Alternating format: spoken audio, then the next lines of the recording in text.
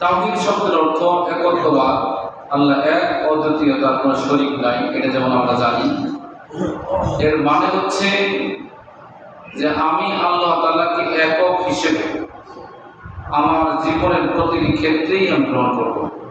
আমার ব্যক্তি, পরিবার, সমাজ, রাষ্ট্র, অর্থনীতি, রাজনীতি থেকে শুরু করে আমি আল্লাহকে যেহেতু মেনে নিয়েছি, এই জন্য 24টা ঘন্টায় আল্লাহর হুকুম, তার আদেশকে মানা, নিষেধকে বর্জন করাই তাওহীদ। যদি আল্লাহর বিধানের সাথে আমি বিরুদ্ধাচরণ করি, তার বিধান যদি আমি না মানি, তাহলে আমার তাওহীদের স্বীকৃতির সাথে এটা ম্যাচ করবে না, এটা টিকবে না। কারণ আমার কথার সাথে আমার আনুগত্য, কাজের অবশ্যই মিল থাকতে হবে। তো নির্বাচন তাওহীদের মধ্যে যে একনিষ্ঠ খালিস তাওহীদ, লিল্লাহি দীনুল খালিস, একনিষ্ঠভাবে আল্লাহর জন্য আনুগত্য করতে হবে। আল্লাযীনা ইত্তাখাযু মিন দুনিহি আউলিয়া, যারা আল্লাহ তাআলাকে বাদ দিয়ে অন্যদেরকে যারা ইলাহ হিসেবে সাব্যস্ত করছে, যারা আল্লাহ তাআলা ছাড়া অন্যদের আনুগত্য করে, তাদের বক্তব্য হচ্ছে মা না'বুদুহুম ইল্লা লিইয়ুকাররিবুনা ইলাল্লাহি যুলফা, যে আমাদেরকে আল্লাহ তাআলা নৈকট্যশীল করে দেবে, এই জন্যই আমরা তাদের আনুগত্য করি, তাদেরকে মেনে চলি, তাদের পূজা করি, তাদের দাসত্ব করি, গোলামি করি, তাদের বিধান মেনে চলি, যে তারা আল্লাহ তাআলার নিকট পৌঁছাইতে আমাদেরকে সাহায্য করবে। আল্লাহ তাআলা বলছেন এটা গ্রহণযোগ্য নয়, বরং বান্দা হিসেবে ডাইরেক্ট আল্লাহ তাআলার সাথে কানেকশন রাখবে। আল্লাহ রাব্বুল আলামিন বলেন ওমান আযাল্লু মিম্মান ইয়াদউ মিন দুনিল্লাহি, ওই ব্যক্তির চাইতে অধিক পথভ্রষ্ট, বিপদগামী আর কে হতে পারে, যে ব্যক্তি আল্লাহ তাআলাকে বাদ দিয়ে অন্যদেরকে ডাকে, তার নিকট চায়, দোয়া করে, প্রার্থনা করে, মাল্লা ইস্তাজিবু লাহু, যে তার ডাকে সাড়া দেয় না, যে তার ডাক শোনে না, সে যা চায় তার চাহিদা পূরণ করতে পারে না, ওই ব্যক্তি সবচেয়ে বড় পথভ্রষ্ট, বিপদগামী, যে এমন ব্যক্তির নিকট চায় যে তার ডাকে সাড়া দেয় না। ইলা ইয়াউমিল কিয়ামা, কিয়ামত পর্যন্ত যদি ডাকে, তাহলে তারা তাদের ডাকে সাড়া দিবে না, তাদের কথা শুনেও না। আল্লাহ তাআলা বলেন ওহুম আন দুআইহিম গাফিলুন, তারা তাদের দোয়া থেকে গাফিল। এই সমস্ত মূর্তি পূজা বা যাদের নিকট তারা চায়, তারা তাদের দোয়া সম্পর্কে, তাদের চাহিদা সম্পর্কে, তাদের দাবি দাওয়া সম্পর্কে তারা গাফিল, অমনোযোগী। সুতরাং কিয়ামত পর্যন্ত যদি তাদের নিজেদের সুখ সমৃদ্ধি, ভালোর জন্য কোনো কিছু প্রার্থনা করে চায় তাদের নিকট, তারা তাদের ডাকে সাড়া দিবে না।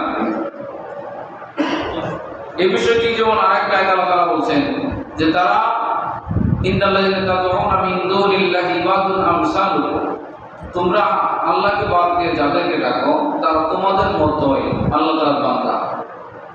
আরেক আয়াতে বলছেন যে তোমরা যাদেরকে ডাকতেছো আল্লাহ তাআলাকে বাদ দিয়ে, লা ইয়াখলুকু যুবাবান, তারা একটা মাছি বানাইতে সক্ষম না, তারা সবাই মিলে একটা মাছি তৈরি করতে পারবে না। আল্লাহ তাআলার সমকক্ষ হিসেবে যাদেরকে দাঁড় করাচ্ছ, যাদের নিকট প্রার্থনা করো, যাদের নিকট চাও, সাহায্য চাও, তারা সবাই মিলেমিশে একত্রিত হয়ে, সবাই ঐক্যবদ্ধ হয়ে একটা মাছি তৈরি করতে পারবে না।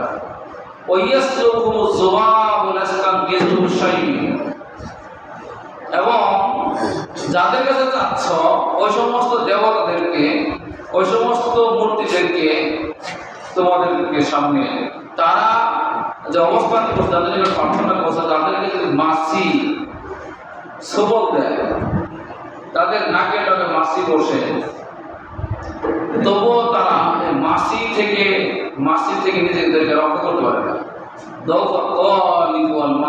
আল্লাহ বলছেন যে যারা চাচ্ছে এবং যার নিকট চাচ্ছে উভয় দুর্বল। আল্লাহ তাআলা বলেন ওয়াইন্নাল মাসাজিদা লিল্লাহি ফালা তাদউ মা'আল্লাহি ইলাহা মা'আল্লাহি আহাদা, নিশ্চয় মসজিদ সমূহ আল্লাহর ঘর, আল্লাহ তাআলা আল্লাহর এই মসজিদ এর মধ্যে তোমরা আল্লাহর সাথে কাউকে দেখো না, কাউকে আহ্বান করো না, কারণ কেউ চাইও না। আল্লামা ইবনে কাসির রাহিমাহুল্লাহ তাআলা তার তাফসীরের মধ্যে এই আয়াতের ব্যাখ্যা বলছেন, ইয়াকুলুল্লাহু তাআলা আমরান ইবাদাহু, তিনি তার বান্দাদেরকে আদেশ করে বলছেন, আইয়াহমিদুহু ফি হালি ইবাদাতিহি, যে ইবাদতের অবস্থায়, দাসত্ব গোলামীর অবস্থায় তারা যেন আল্লাহ তাআলাকে একক হিসেবে, একত্ববাদে তাকে যেন কি করে বিশ্বাস করে, তাকে বিশ্বাস করে, তার নিকটে এবং তার নিকটে একত্ববাদ হিসেবে সে যেন বিশ্বাস করে, তাকে গ্রহণ করে। এবং তার সাথে কাউকে যেন সে না ডাকে, তার সাথে কাউকে যেন সে না ডাকে। এবং তার সাথে কাউকে যেন সে শরীক না করে।